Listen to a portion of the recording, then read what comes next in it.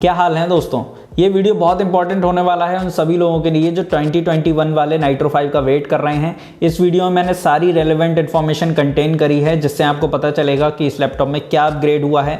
ये तो आपको पता है कि CPU अपग्रेड हो रहे हैं, GPU अपग्रेड हो रहे हैं, Ryzen 5000 सीरीज़ के CPU लगाए जाएंगे एंड NVIDIA 3000 सीरीज़ के GPU लगाए जाएंगे।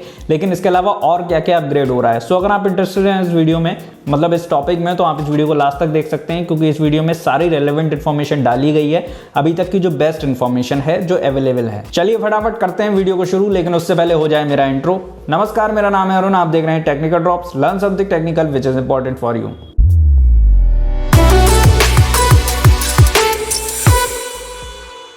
अगर सब्सक्राइब नहीं किया अभी तक चैनल को, सब्सक्राइब करके बेल आइकन प्रेस कर लीजिए। आने वाले वीडियोस को नोटिफिकेशन तभी टाइम पर मिल पाएंगे। फ्यूचर में भी इसी तरह के टेक्निकल वीडियोस बनाता रहूंगा। चलिए दोस्तों, रीजन जानते हैं कि नाइट्रो 5 लैपटॉप क्यों पॉपुलर रहते हैं लोगों के बीच में। सबसे पहली चीज़ ये है कि इसका डिज़ाइन काफ़ी प्रैक्टिकल रहता है। तो चाहे आप गेमर हैं या कोई कंटेंट क्रिएटर हैं या फिर आपको कोई भी काम करना है या प्रोफेशनल हो सकते हैं, तो आपको ये लैपटॉप एक बार को पसंद आ जाता है। अगर आपको कैजुअल गेमिंग करनी है तब भी आप इस लैपटॉप को ले पाएंगे, या फिर अगर आपको कोई भी ऑफिस से रिलेटेड काम करना है या फिर अगर आपको कॉलेज से रिलेटेड कोई काम करना है तब भी आप इन लैपटॉप्स को एक बार को चॉइस बना सकते हैं, क्योंकि इतना ज़्यादा एस्थेटिक्स इसमें गेमिंग वाली आपको देखने को नहीं मिलती है। बहुत ज़्यादा RGB लाइटिंग खतरनाक वाली नहीं देखने को मिलती है इन लैपटॉप में।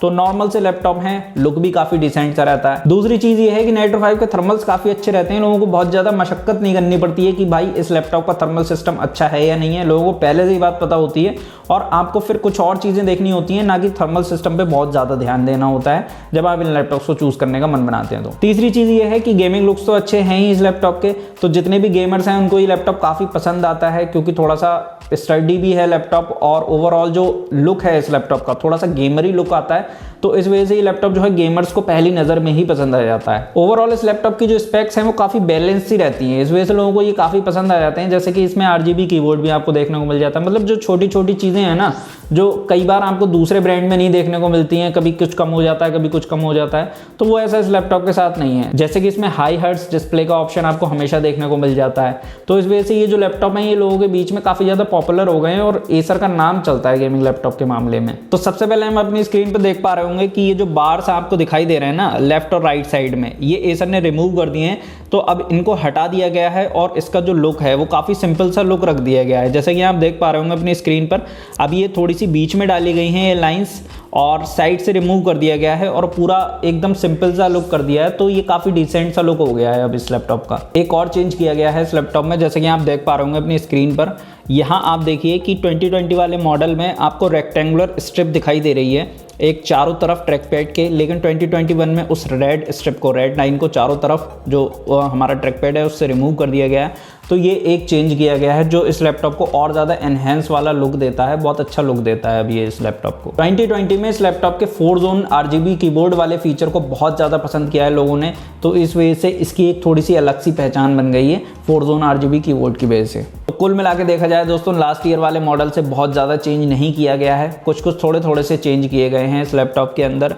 इस लैपटॉप की बिल्ड क्वालिटी काफ़ी अच्छी होती है प्राइस के अकॉर्डिंग, ये एक पॉजिटिव पॉइंट है इस लैपटॉप का। दूसरी चीज़ ये है कि बहुत सारे जो बजट गेमिंग लैपटॉप होते हैं उनके कंपैरिजन में ये थोड़ा सा अच्छा दिखाई देता है और ये एसर का बजट गेमिंग लैपटॉप है, तो इस वजह से आप इसमें बहुत कुछ ज़्यादा एक्सपेक्ट नहीं कर सकते, लेकिन जितना भी मिलता है जो भी फीचर्स हैं वो काफ़ी सही है। अब दोस्तों CPU के बारे में थोड़ा सा डिटेल में जानते हैं कि इस लैपटॉप में किस तरह के CPU आपको देखने को मिलेंगे। तो AMD Ryzen 5 और 7 CPU देखने को मिलेंगे 5000 सीरीज़ वाले, मतलब 5th जनरेशन वाले CPU देखने को मिलेंगे इस लैपटॉप के अंदर अब से आपको।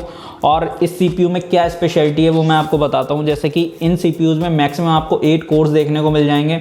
8 कोर्स के साथ साथ आपको इन लैपटॉप्स के अंदर 16 थ्रेड देखने को मिल जाएंगे इनके CPU में, और इसमें आपको 20 MB की कैश देखने को मिल जाएगी इसके CPU में, जो कि इन CPUs की कैपेसिटी को थोड़ा सा इंक्रीज कर देता है, एनहेंस कर देता है। इसी के साथ साथ दोस्तों इसमें आपको इंटेल वाले ऑप्शंस भी देखने को मिल जाएंगे, मतलब i5 भी मिल जाएगा, i7 भी मिल जाएगा, 11 जनरेशन का लेटेस्ट CPU इंटेल की तरफ से। लेकिन यहाँ पर पहले से एक चीज़ चेंज की गई है, पहले i7 10 जनरेशन वाला जो CPU था H सीरीज़ का प्रोसेसर, उसमें आपको 6 कोर देखने को मिल जाया करते थे, लेकिन इस प्रोसेसर में आपको 6 कोर देखने को नहीं मिलेंगे, इस बार 4 कोर ही देखने को मिलेंगे। तो 2 कोर पहले से कम करे गए हैं, 4 थ्रेड कम करे गए हैं, तो मेन चीज़ ये है कि इंटेल कहीं ना कहीं ज़्यादा फोकस कर रहा है अपने प्रोसेसर की सिंगल कोर स्पीड बढ़ाने पर, ना कि वो इस पर फोकस कर रहा है कि कैसे प्रोसेसर के अंदर ज़्यादा से ज़्यादा कोर इंप्लीमेंट कर दिए जाए। तो मैं आपको बता दूं कि ज़्यादा कोर होंगे अगर आपके प्रोसेसर में तो प्रोडक्टिविटी में बहुत ज़्यादा हेल्प करेगा, लेकिन ये भी कहीं ना कहीं सच है कि अगर आपके प्रोसेसर की सिंगल कोर स्पीड बेटर है तो आपका प्रोसेसर ज़्यादा बेटर परफॉर्म करता है गेम्स में। बाकी इंटेल इस चीज़ को भी काफ़ी ज़्यादा हाईलाइट कर रहा है कि 5 गीगाहर्ट्ज़ तक उसके प्रोसेसर बूस्ट हो जाते हैं। लेकिन इसके पीछे भी एक कहानी है, वो मैं किसी सेपरेट वीडियो में डिस्कस करूंगा जहां मैं इन प्रोसेसर्स को रिव्यू करूंगा, मतलब प्रॉपर तरीके से कंपैरिजन होगा इन प्रोसेसर्स का किसी और प्रोसेसर के साथ, इसी के रेलेवेंट AMD के CPU के साथ, तो वहां आपको ज़्यादा इन्फॉर्मेशन मैं दे पाऊंगा। तो मेजर चेंजेस आप देख सकते हैं कि 4000 से 5000 सीरीज़ में जब AMD गया है तो क्या मेजर इंप्रूवमेंट हुए हैं। तो यहाँ पर मैंने Ryzen 7 उठाया है 4th जनरेशन वाला, और 5th जनरेशन वाला। यहाँ आप देख सकते हैं मेजर जो इंप्रूवमेंट हुआ है वो 0.3 गीगाहर्ट्ज़ की बेस क्लॉक स्पीड को इंप्रूव किया गया है, 0.2 गीगाहर्ट्ज़ बूस्ट क्लॉक स्पीड को इंप्रूव किया गया है, 8 MB L3 कैश बढ़ा दी गई है। तो मैं इसे एक अच्छा इंप्रूवमेंट बोलूँगा, क्योंकि अब आपका प्रोसेसर ज़्यादा से ज़्यादा इंस्ट्रक्शंस को होल्ड करके रख सकता है, तो ओवरऑल प्रोसेसर की जो कैपेसिटी है वो इंक्रीज़ हो जाएगी। यहाँ आप मेजर डिफरेंस देख सकते हैं, इंप्रूवमेंट देख सकते हैं Zen 2 architecture and Zen 3 architecture के बीच में। पहले क्या है, 4 कोर का सेट बनाया हुआ है, लेकिन अब इन्होंने 8 कोर का ही एक सेट बना दिया है, और 8 कोर जो है वो 16 MB L3 कैश को शेयर कर रहे हैं आपस में। तो जिस कोर को जितनी ज़्यादा कैश मेमोरी की ज़रूरत पड़ेगी वो यहाँ से एक्सेस कर पाएगा, जबकि प्रीवियस जनरेशन में एक सिंगल कोर के पास अगर मैक्सिमम वो ऑक्यूपाई करना चाहता है तो वो 4 MB L3 कैश को ही ऑक्यूपाई कर सकता है, उससे ज़्यादा कैश की एडवांटेज नहीं ले सकता। लेकिन अब हर कोर के पास एडवांटेज है कि वो जितनी चाहे L3 कैश को यूज़ कर सकता है। तो Zen 2 आर्किटेक्चर के कंपैरिजन में Zen 3 आर्किटेक्चर में यही इंप्रूवमेंट है कि यहाँ पर L3 कैश को 2 टाइम्स तक बढ़ा दिया गया है। Cinebench R23 कोर आप देख सकते हैं Ryzen 7 5800H and Ryzen 7 4800H का। यहाँ आप देखेंगे सिंगल कोर में आपको बूस्ट देखने को मिलेगा, एक जनरेशन आगे बढ़ने पर सिंगल कोर में बूस्ट देखने को मिलेगा अप्रॉक्सीमेटली 14.5% और मल्टी कोर में बूस्ट देखने को मिलेगा 12% का। तो एक जनरेशन इंप्रूव होने की वजह से अप्रॉक्सीमेटली 10% का डिफरेंस आ रहा है। तो ये ठीक ठाक इम्प्रूवमेंट मैं बोलूँगा, ठीक अच्छा इम्प्रूवमेंट है। R20 स्कोर भी मैंने शामिल किए हैं, जिससे कि आपको पता चल जाए अगर आप R20 स्कोर देखना चाहते हैं तो R20 स्कोर के अकॉर्डिंग सिंगल कोर में जो इम्प्रूवमेंट किया गया है वो अप्रॉक्सीमेटली 14% का इम्प्रूवमेंट निकल के आया है, और मल्टी कोर परफॉर्मेंस में अप्रॉक्सीमेटली 8% का इम्प्रूवमेंट देखने को मिलेगा आपको। तो ओवरऑल कुल मिला के आप थोड़ा थोड़ा मोटा मोटा ये समझ सकते हो कि 4th जनरेशन से जब 5th जनरेशन में हम चले गए हैं तो हमको इम्प्रूवमेंट देखने को मिल रहा है 14 से 15% का, जो कि काफ़ी अच्छा इम्प्रूवमेंट मैं बोलूँगा। तो NVIDIA 3000 सीरीज़ के ग्राफिक कार्ड की बात करें तो वो इस लैपटॉप में लगाए गए हैं। मैक्सिमम RTX 3080 का सपोर्ट इस लैपटॉप में आपको देखने को मिल जाएगा। इसी के साथ साथ ये लैपटॉप मतलब इसके अंदर जो GPU लगाया गया है वो अब काफ़ी अच्छी परफॉर्मेंस देगा, ख़तरनाक परफॉर्मेंस देगा गेमर्स के लिए। तो इस साल आप रे ट्रेसिंग को भी बहुत अच्छे से एंजॉय कर पाओगे, और अगर आप गेमिंग करने के साथ साथ एक क्रिएटर भी हैं तब भी ये लैपटॉप आपको काफ़ी एडवांटेज देंगे, क्योंकि अब एक पावर सी पैक कर दी गई है इन लैपटॉप के अंदर। और इस बार जो लैपटॉप है ना वो लास्ट ईयर और उसके लास्ट ईयर के कंपैरिजन में बहुत ज़्यादा इम्प्रूव्ड होंगे। सो दोस्तों ये जो लेटेस्ट GPU हैं NVIDIA की तरफ से, ये 2nd generation RTX Ampere architecture पर बने हुए हैं, जिसके अंदर लगाए गए हैं नए रे ट्रेसिंग कोर्स जो आपको रे ट्रेसिंग बहुत अच्छी करवा देंगे, और टेंसर कोर्स इसमें लगाए गए हैं। इसी के साथ साथ स्ट्रीमिंग मल्टी प्रोसेसर्स ऐड किए गए हैं जो इसकी परफॉर्मेंस में बहुत ज़्यादा इंप्रूवमेंट दे देते हैं। आपने देखा ये रिसेंट टाइम में हमारे कुछ कंपैरिजन भी देखे होंगे अगर आप हमारे रेगुलर व्यूअर हैं तो, और वैसे भी आपको सुनने को मिल गया होगा कि 2000 सीरीज़ के कंपैरिजन में 3000 सीरीज़ जो है वो कितना ज़्यादा इंप्रूव कर गई है। तो अभी जब हम लैपटॉप रिव्यू करेंगे और इन GPUs का कंपैरिजन करेंगे कि नहीं दूसरे GPUs के साथ, तो मैं आपको डिटेल में समझाऊंगा कि कैसे कितना इंप्रूवमेंट है। जैसा कि मैंने आपको बताया कि 3rd generation tensor course use किए गए हैं, तो ये डायनेमिकली बूस्ट कर देते हैं कैलकुलेशन स्पीड को, और at the same time accuracy भी इंप्रूव करते हैं, एक्यूरेसी बनाए रखते हैं।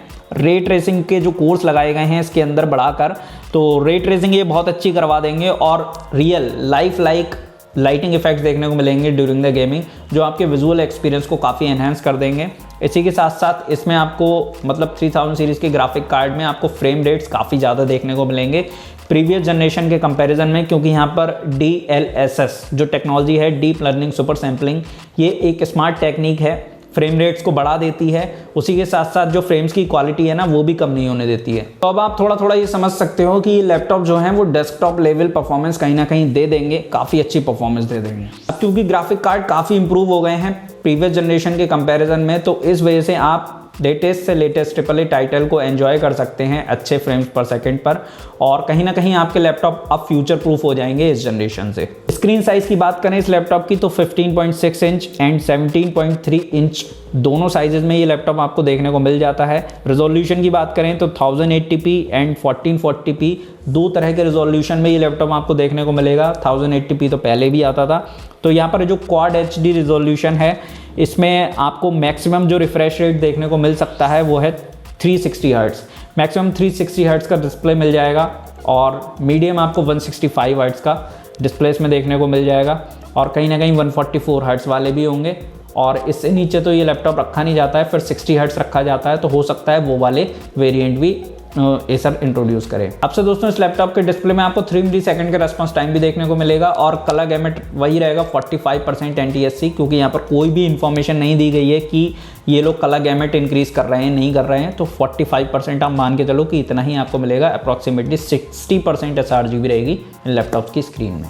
रैम एंड स्टोरेज की बात करें तो यहाँ पर 2 स्लॉट मिल जाते हैं M.2 NVMe SSD के लिए, और एक एडिशनल स्लॉट मिल जाता है 2.5 इंच वाला जिसमें आप हार्ड डिस्क इंस्टॉल कर सकते हो। कूलिंग इस लैपटॉप की पहले से बहुत अच्छी है, तो ये 5000 सीरीज के CPU 3000 सीरीज के GPU को ईजिली संभाल सकता है, और अगर कुछ ट्विक करने की ज़रूरत पड़ी होगी तो मेरा ऐसा मानना है कि एसर ने ज़रूर ट्विक किया होगा, और जो लेटेस्ट लैपटॉप आएंगे उनका थर्मल सिस्टम काफ़ी शानदार होगा। डुअल फैन लगाए गए हैं, ये कोई नई बात नहीं है, बस एसर ने हाईलाइट किया है ऐसे खामखा। तो डुअल फैन तो होते ही हैं गेमिंग लैपटॉप में, लेकिन अच्छी बात यह है कि 4 एग्जॉस्ट वेंट हैं, तो गर्मी जो है लैपटॉप की वो 4 वेंट से निकलेगी, तो इस वजह से ये लैपटॉप थोड़ा जल्दी कूल होगा। तो इतना था इस वीडियो के लिए। सारे मेजर इंप्रूवमेंट्स की मैंने बात कर ली है, सारी चीज़ें मैंने आपको बता दी हैं कि क्या क्या इंप्रूव किया गया है।